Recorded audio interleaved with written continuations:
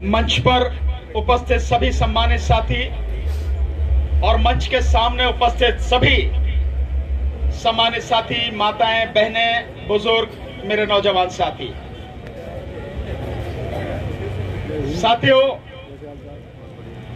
धीरे धीरे सरकार की वो बात झूठ होती चली जा रही है जो ये कहा गया था कि आंदोलन केवल पंजाब के किसानों का आंदोलन है। थोड़ा सा आगे बढ़े तो हरियाणा और पंजाब के किसानों का आंदोलन है। अभी आपने देखा उड़ीसा से लगभग 1000 किसान साथी यहां हैं। उड़ीसा से यहां तक आना 1000 लोगों का अपने आप में आप समझिए कि कम से कम 50,000 लोग आए हैं। ये स्थिति है। उड़ीसा से साथी आए हैं, उत्तर प्रदेश के, उत्तराखंड के साथी यहां लगातार मौजूद हैं, बिहार के साथी आए हैं और आज मेरे साथ में महाराष्ट्र से कुछ साथी आए हैं और एक बहुत मजबूत एक आंदोलन, एक संगठन चलाते हैं। काजी कमरुज्जमा साहब, वो कैलकाटा से मेरे साथ आए हैं। जब सीए एनआरसी का आंदोलन था, मैं उनके साथ वहां गया तो उन्होंने मुझे बुलाया। बहुत मजबूत साथी हैं, वो भी आज आप यहां पर आए हैं। तो लगातार हर प्रदेश से साथी अब इस आंदोलन में यहां दिल्ली में अपनी उपस्थिति दर्ज करा रहे हैं। कल जो हुआ, मैं तो बहुत पहले से जानता था, जानते तो हमारे साथी भी थे कि होना कुछ नहीं है, पर बढ़िया हुआ, मेरे विचार से बढ़िया हुआ। जो रही सही कसर है वो सरकार की अब खुदेगी, उसकी कब्र जो है, जो और मुझे तो ऐसा लगता है, देखो बुरा मत मानियो, मैं मोदी जी से भी कह रहा हूं, माननीय प्रधानमंत्री जी, प्रभु आप जरा ध्यान करो, अपने चक्कर में अंबानी, अडानी और लाला रामदेव को क्यों लेकर जा रहे हो? इनकी भी कब्र क्यों खुदवा रहे हो? इन्हें तो बख्श दो कम से कम, क्योंकि इनकी दुकान पर ताला जरूर लगेगा पक्का। तो कुछ ध्यान करो उनका। भाई जो तुम्हारे इतने चाहने वाले हैं, जो तुम्हें जहाजों में घुमाते हैं, अडानी के जहाज में घूमते थे ना प्रधानमंत्री, यार कम से कम उनका कुछ तो ध्यान रखो। कोई बात नहीं साथियों, अब के बाद से आंदोलन मेरी समझ के हिसाब से वाकई में जन आंदोलन बनेगा। अब ये किसान आंदोलन नहीं, ये किसान आंदोलन से भी और आगे बढ़ के अब ये जन आंदोलन बनेगा और इसमें हर व्यक्ति अपनी हिस्सेदारी अब निभाएगा। शायद अगर वो बात मान लेते, तीनों कानून वापस कर लेते, सरकार बच जाती, लेकिन अब किसी भी हालत में ये सरकार बचेगी नहीं। आप मानो या ना मानो, मैं मानूं या ना मानूं, अब यह होगा ही। इसके अलावा अब इससे कम पे कुछ होना नहीं है। ये सबको समझ लेना चाहिए, क्योंकि बर्दाश्त की भी एक सीमा होती है। सब खत्म हो चुकी है। और अब इसके साथ में एक, ये जिस प्रदेश में इस समय हम बैठे हैं, जहां हम आंदोलन कर रहे हैं, उत्तर प्रदेश की सीमा में, मेरी सलाह उत्तर प्रदेश के प्रशासन को है। योगी जी की तो समझ में आएगा नहीं, योगी जी तो मानेंगे नहीं, पर मैं शासन प्रशासन के लोगों से, जो एग्जीक्यूटिव है, आईएएस, आईपीएस, ये जो लोग हैं, जो पुलिस वाले हैं, और अब पटवारी और कानून को भी इसमें अपनी हरकतों से बाज नहीं आ रहे, इनसे मेरा निवेदन है, यार जब सरकार जाएगी ये तो चले जाएंगे, तुम्हारा क्या होगा तुम अपनी सोचो। काहे को चक्कर में पड़ रहे? भाई उत्तर प्रदेश में 2 करोड़ से ज्यादा किसान हैं। किसान, इसका मतलब किसान परिवार, मतलब यह हुआ कि एक परिवार में अगर 5 लोग भी हैं तो 10 करोड़ लोग हैं। और पुलिस की कितनी संख्या है? किससे डरते हैं हम पुलिस से? अगर पैदल भी ढंग से इकट्ठे निकल लिए तो पुलिस का पता नहीं लगा कहां उसका सब काम तमाम हो गया। 2.5 लाख संख्या है पुलिस की उत्तर प्रदेश में, 2.5 लाख, और 10 करोड़ किसान हैं, और फिर उनके साथ में सारे जो है छात्र हैं और सब तरह के संगठन हैं, लोग हैं। तो मेरा सिर्फ निवेदन है, जो अलीगढ़ में रोके हुए, जो हमारे साथी अभी रामपुर से आए हैं, उनको बहुत रोका जा रहा है। रामपुर, बरेली, मुरादाबाद, पीलीभीत, वहां से लगातार किसान साथी आ रहे हैं। हर किसी का नंबर लिखा जा रहा है, ट्रैक्टर का नंबर लिखा जा रहा है, उनके घर पर नोटिस भेजे जा रहे हैं, मुचलके भरवाए जा रहे हैं, उनको बुरी तरह से परेशान किया जा रहा है। और यहां से जाने के बाद पुलिस वालों की तरफ से उनको बाकायदा धमकी भी दी जा रही है। तो मेरा उत्तर प्रदेश पुलिस से एक निवेदन है, मेरी एक सलाह है, ऐसा काम मत करो भाई। क्योंकि नेता जब जाता है सरकार उखड़ती है, नेता अपने आप को बचा लेता है, मरते ये प्रशासन वाले लोग जो हैं यही मरते हैं। फिर कब किसका क्या हाल होगा किसी को पता नहीं है। इसलिए मेरी सलाह है, ऐसा मत करो भाई। तुम भी यार किसानों के बच्चे तो हो, किसानों के तो बेटे हो, हमारे भाई तो हो, क्यों ये सब कर रहे हो?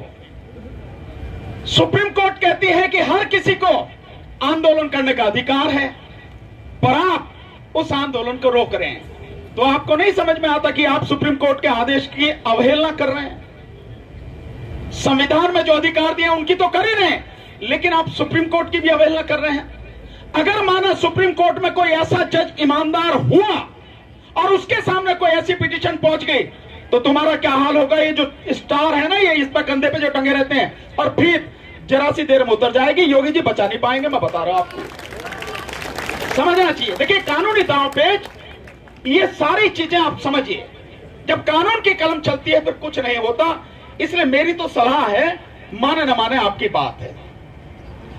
अब साथियों, मेरा आपसे एक निवेदन है। मेरे जो और साथी हैं जो इस आंदोलन के नेतागण हैं, उनसे भी मेरा एक निवेदन है। साथियों, हम जो संघर्ष कर रहे हैं, 3 कानूनों का हम विरोध कर रहे हैं। एक, कॉन्ट्रैक्ट फार्मिंग, दूसरा निजी मंडियां, और तीसरा हम कर रहे हैं आवश्यक वस्तु अधिनियम। लेकिन अगर आप देखें तो आवश्यक वस्तु अधिनियम से किसानों को कोई नुकसान नहीं है। आप इसको समझना, जो मैं बात कहने जा रहा हूं आपको, वो इससे जुड़ी हुई है बात। इसको हम लोग उठाते नहीं हैं, कहते नहीं हैं, पर हमको समझने की जरूरत है कि आखिर बातें कैसी हैं। देश में लोगों को जोड़ने के लिए हमें क्या करना चाहिए। यह सच है कि किसान अपनी लड़ाई नहीं, पूरे देश की लड़ाई लड़ रहा है। अगर हम एसेंशियल कमोडिटीज एक्ट को भी साथ में लेके चल रहे हैं, इसी के बाद यह पक्का हो जाता है कि हम पूरे देश की लड़ाई लड़ रहे हैं। लेकिन अगर हम ये लड़ाई लड़ रहे हैं तो इसी किसानी से जुड़ी हुई हम एक बात और इसमें शामिल क्यों नहीं कर रहे हैं, जिसको शामिल होना जरूरी है। हम एमएसपी की बात कर रहे हैं, बिल्कुल सही है कि 23 फसलों पर सरकार एमएसपी की घोषणा करती है और हमें 23 फसलों पर एमएसपी चाहिए। सरकार अभी तक केवल 2 ही फसलों पर देती है, गेहूं पर और धान पर, लेकिन हमें दलहन पर भी चाहिए, यानी दाल की जितनी भी फसलें हैं उनकी घोषणा आप करते हो तो उन पर भी चाहिए। तिलहन की जो फसलें हैं यानी तेल वाली, हमें उन पर भी चाहिए। इन सब पे हमें एमएसपी चाहिए, लेकिन इसके साथ साथ में हमें एमआरपी की भी बात करनी चाहिए। एमआरपी आप समझ रहे हैं? एमआरपी मतलब मैक्सिमम रिटेल प्राइस, एमएसपी होगा मिनिमम सपोर्ट प्राइस, न्यूनतम समर्थन मूल्य। तो मैक्सिमम, ये बात मैं क्यों कर रहा हूं, और ये इसी समय उठनी चाहिए, बहुत जरूरी है, क्योंकि ये सीधे सीधे न केवल आपसे, हमसे, इस देश के हर व्यक्ति से जुड़ी हुई बात है। हर व्यक्ति से। कैसे, मैं अब आपको समझाने की कोशिश करता हूं। जैसे हमसे प्याज ली जाती है, किसान से प्याज 5 रुपए, 6 रुपए किलो, 7 रुपए किलो, इससे ज्यादा नहीं ली जाती। लेकिन वो प्याज मार्केट में जब आप लेने जाते हो, आज भी, इस समय भी वो 50 रुपए किलो से कम नहीं बिक रही। अब आप देखिए कि किसान जो पूरी ताकत मेहनत लगा के जो उगाता है, उसे उसकी लागत भी नहीं मिल रही।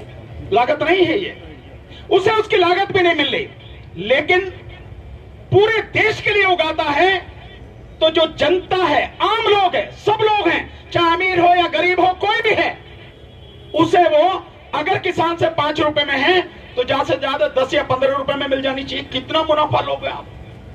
100%, 200%। अगर आप 100% लेते हो तो 10 रुपए में मिलनी चाहिए, अगर आप 200% लेते हो तो 15 रुपए में मिलनी चाहिए, इससे ज्यादा तो नहीं मिलनी चाहिए।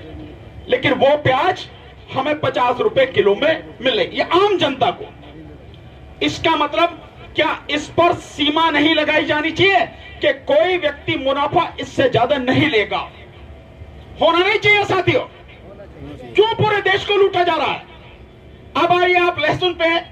लहसुन जो बढ़िया क्वालिटी का लहसुन जिसे सरकार कहती है कि इस ग्रेड का तो हमें चाहिए, वो लहसुन 35-36 रुपए किलो से ज्यादा सरकार नहीं लेती है, सरकार अगर लेती है। लेकिन उसके अलावा एक ही तरह का तो लहसुन होता नहीं है, एक ही ग्रेड का, थोड़ा उससे कम ग्रेड का हो, कम स्टैंडर्ड का हो, वो लहसुन जो बिकता है किसान से लिया जाता है, वो भी 6, 7, 8, 10 रुपए किलो में लिया जाता है बस। लेकिन जब आप मंडी में लेने जाते हो लहसुन किस हिसाब से, आज की तारीख में 200 रुपए किलो है, यानी ज्यादा से ज्यादा 35 रुपए में खरीदा गया लहसुन, अगर मैं स्टैंडर्ड वही मान लो 200 रुपए में, कितना आप उसका कितनी कमाई करोगे यार? कोई सीमा तो होनी चाहिए। मतलब 500% यानी 5 गुना कीमत। ऐसा क्या हो जाता है बीच में? ये कौन से बिचौलिए हैं, ये कौन से दलाल हैं, ये कौन से लोग हैं, और ये सरकार क्या कर रही है? जो सरकार जनता का दुख दूर करने का दम भरती है। मोदी जी कहते हैं सबका साथ, सबका विकास, सबका विश्वास। अबे काहे का विकास है और काहे का विश्वास है? पूरे देश को आपने बेड़ा गर्क कर दिया, आपको नजर नहीं आता? हो सकता क्योंकि मोदी जी तो खरीदने जाते नहीं प्याज व्याज लहसुन वहसुन, ये हो भी सकता। इस चीज को समझने की जरूरत है। अगर किसान से लिया जा रहा है तो क्या ऐसा नहीं होना चाहिए? अगर आम जनता को प्याज 50 रुपए किलो खरीदनी पड़ रही है तो कम से कम किसान से वो प्याज 25 रुपए किलो में खरीदी जानी चाहिए, ताकि किसान को उसकी कीमत मिल सके। ठीक इसी तरह से जो लहसुन है, क्योंकि जो व्यक्ति 4 महीने 5 महीने काम करता है खेती में, रात दिन लगाता है, उस व्यक्ति को तो फायदा मिलता नहीं। और चंद लोग जिनकी जेब में पैसे हैं, सरकार जिनके साथ में खड़ी है, वो करोड़ों अरबों रुपए कमाते हैं बिना किसी काम किए, सिर्फ वो पैसे से खरीदते हैं। क्या हमें इस बात को नहीं उठाना चाहिए साथियों? मैं मानता हूं इसको भी हमें उठाना जरूरी है। और केवल ये इसी चीज पर नहीं है साथियों। अगर आप देखेंगे वीडियो चल रही है, बहुत सी वीडियो आप देखेंगे, जो कीमत दवाओं की है, दवाओं की कीमत, एक गोली की कीमत या एक कोई पर्टिकुलर दवा मान लीजिए कोई भी, उसकी कीमत अगर 4 रुपए है, 4 रुपए में व्यापारी का पूरा फायदा है, सब कुछ इंक्लूड है। वही दवाई की जो आपको मार्केट में मिलती है वो 400 रुपए में 450 रुपए में मिलती है। एक चीज से आपको क्लियर करूंगा, आपको समझ में आ जाए, कैंसर की बीमारी की जो दवाई है वो मात्र 11 या 12 हजार की है, इससे ज्यादा की नहीं है। लेकिन हॉस्पिटल में, जो ये आपके प्राइवेट हॉस्पिटल है, नर्सिंग होम में, आपको पता कितने में मिलती है? 1.25 लाख रुपए में वो दवा मिलती है। 1.25 लाख रुपए में। आप समझ रहे हैं कि लूट का कितना स्तर है। और मैं ये बात ऐसे नहीं कर रहा, एक चीज आपको बताता हूं, जब इसमें देश में यूपीए की सरकार थी, उस समय गुलाम नबी आजाद हेल्थ मिनिस्टर थे। उस समय का उनका बयान देखिए, मेरे पास कटिंग रखी है। गुलाम नबी आजाद ने यह कहा था, जो ऑपरेशन या जो दवाई या जो बीमारी का इलाज सरकारी अस्पताल में जितने पैसे में होता है उससे 10 गुना, यह उनका मानना है हेल्थ मिनिस्टर का, उससे 10 गुना प्राइवेट हॉस्पिटल्स में, नर्सिंग होम में होता है। तो सरकार क्या करे? अबे तुम्हें कहने से पहले डूब के नहीं मर जाना चाहिए कि तुम क्या काम कर रहे हो? किस लिए है सरकार? यही लूट की नीति है। इसलिए एक नारा यह भी हमको इसमें शामिल करना चाहिए कि एमएसपी के साथ साथ में एमआरपी भी हमें इसमें निश्चित करनी चाहिए, ताकि कम से कम किसी को तो फायदा हो। चाहे तो जो एंड यूजर है, यानी जो उपभोक्ता है, या तो उसको फायदा हो, भाई 10 रुपए की चीज उसे 15 या 20 रुपए में मिल जाए तो उसे फायदा हो गया, या फिर किसान को फायदा हो। ना तो किसान को फायदा हो रहा है और न ही उपभोक्ता को फायदा हो रहा। बीच के जो दलाल हैं वो मोटी मोटी कमाई कर रहे हैं, सरकार उनके साथ में खड़ी है। ऐसी कई चीजें हैं जिनको हमें देखना पड़ेगा, जिनकी आवाज उठानी पड़ेगी। और साथियों, अब आपसे एक निवेदन आज मैं आपके माध्यम से पूरे देश के लोगों से निवेदन करूंगा, क्योंकि समय की मर्यादा का ध्यान रखते हुए मुझे भी अपनी बात सीमित समय में कहनी है। आज नेताजी सुभाष चंद्र बोस की जयंती है और आज उन्हें हमें याद करते हुए एक बात याद आती है, उनका नारा। उन्होंने कहा था, तुम मुझे खून दो, मैं तुम्हें आजादी दूंगा। मैं यह इस नारे को थोड़ा सा अपने हिसाब से बदलता हूं और आपसे ही नहीं, देश की जनता से अपील करता हूं, पूरे देश की जनता से, भाइयों आप बहिष्कार करो, हम आपको एक अच्छा समाज और इन तीनों कानूनों को वापस कराने की गारंटी देते हैं। साथियों, बहिष्कार किसका? बहिष्कार अंबानी का, यानी रिलायंस का, पूरी तरह से बहिष्कार। चाहे रिलायंस का पेट्रोल हो, डीजल हो, सब पूरा बहिष्कार। रिलायंस के जितने भी पेट्रोल पंप हैं, सब पे ताला लग जाना चाहिए। ये सब आप ठान लीजिए, मान लीजिए। इस बात को लगातार दोहराइए, जितनी बार हो सकती है उतनी बार दोहराइए, क्योंकि यही एक ऐसा हथियार है हमारे पास, यही एक ऐसा तरीका है जिससे सरकार न केवल झुकेगी बल्कि रेंग कर आपके सामने आएगी और आपकी बात मानेगी। किसानों के जितने कानून है इनको वापस लेगी। साथ में रिलायंस के जितने भी और प्रोडक्ट, जैसे मैंने बार बार बताया, 8,784 इसके जो स्टोर्स हैं, Reliance smart, Reliance digital, Reliance trend, Reliance fresh और आपके जो है बिग बाजार, ये जितने भी हैं, इन सब पे कोई भी सामान खरीदने के लिए आपको जाना नहीं है। साथियों, सब लोगों से बताइए। साथ में जियो का जो फोन है, जियो का सिम है, निकाल कर फेंकिए आप जियो के सिम को, दूसरा सिम लीजिए। 1.5 करोड़ से ज्यादा जियो के सिम निकाले जा चुके हैं। लगातार ये संख्या बढ़ती जा रही है और जो अंबानी अपने आप को समझता था तुम कहां है, अब धीरे धीरे वो भी उसके घुटने टूटते जा रहे, नीचे आ रहा। साथ में जो अडानी है, अडानी का फॉर्च्यून आटा, फॉर्च्यून बेसन, फॉर्च्यून तेल, फॉर्च्यून जो भी इसके फॉर्च्यून के नाम से हैं, सबका पूरी तरह से बहिष्कार कीजिए। साथियों, मैं बार बार लोगों से निवेदन करता हूं, इस आंदोलन में हर किसी को साथ देना चाहिए। हफ्ते में एक दिन यहां आकर बैठना चाहिए, चाहे यहां पे आए, सिंगो बॉर्डर पे जाएं, चाहे आपके टिकरी बॉर्डर पे जाएं, चाहे वहां पे जाएं, पलवल पे जाएं, चाहे आपके चिल्ला बॉर्डर पे जाएं और चाहे राजस्थान बॉर्डर पर, लेकिन हर व्यक्ति एक दिन हफ्ते में इस आंदोलन को जरूर दे। साथ में जो नहीं भी आ सकते हैं, बहिष्कार तो कर ही सकते हैं। और मैं फिर कह रहा हूं कि तुम बहिष्कार करो, हम तुम्हें इस सरकार से मुक्ति दिलाएंगे, तीनों कानूनों को वापस कराएंगे, ये होगा ही साथियों।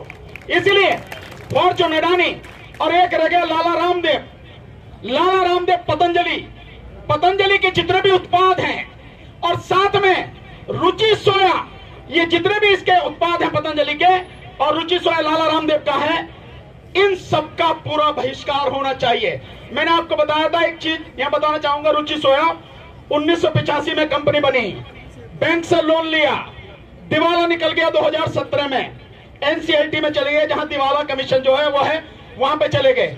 आप देखिए तमाशा, 12,000 करोड़ रुपए इस कंपनी पर बैंक का कर्जा, और वो कंपनी दिवालिया घोषित करके लाला रामदेव ने खरीद ली 4,350 करोड़ रुपए में, 12,000 का कर्जा। और उसी बैंक ने लाला रामदेव को इस कंपनी को खरीदने के लिए लोन भी दे दिया। नुकसान किसका हुआ? आ रहा समझ में? मतलब गणित आ रहा आपके समझ में? ये है इनकी करतूतें। इसलिए लाला रामदेव के जितने उत्पादन है इनका बंद। और एक आखिरी निवेदन साथियों, सबसे कहो, चाहे फेसबुक पे कहो, चाहे फोन करके कहो, चाहे व्हाट्सएप से मैसेज भेजो, अपने घर में जो टेलीविजन है 1 साल के लिए उस पर ताला लगा दें पूरी तरह से। जिस दिन आपने ये काम कर दिया, मैं दावे के साथ कह रहा हूं, आने वाले ज्यादा से ज्यादा 3 महीने में ये सरकार घुटनों के बल नहीं, मैंने जैसे बताया, रेंगती हुई आएगी, हाथ जोड़कर माफी मांग के तीनों किसान बिल जो कानून है उनको वापस लेगी। ये हमको लगातार करना है साथियों। एक चीज और साथियों, क्योंकि आगे अब बढ़ गई है, लड़ाई बढ़ गई है, हम लोग कितनी भी कोशिश करें कोर्ट में कुछ मिलने वाला नहीं है, आप सब जानते हैं। आपके सामने है कोर्ट किस तरह से सरकार के साथ में खड़े होकर काम कर रही है, पर हम अपनी तरफ से कोशिश करेंगे कि जो हमारे वकील साथी हैं उन सब से बात करके, सभी बार एसोसिएशन के जो हमारे पदाधिकारी हैं उनसे बात करके हम क्या कर सकते हैं। जैसे एनआईए के नोटिस भेजे गए हैं तो एनआईए के यहां प्रदर्शन कर सकते हैं। वकीलों के प्रदर्शन की अपनी ही कुछ ताकत होती है, इसको मजाक में ना समझें। हो सकता है हम सुप्रीम कोर्ट का भी घेराव करें, यह भी हो सकता है, यह भी एक तरीका है।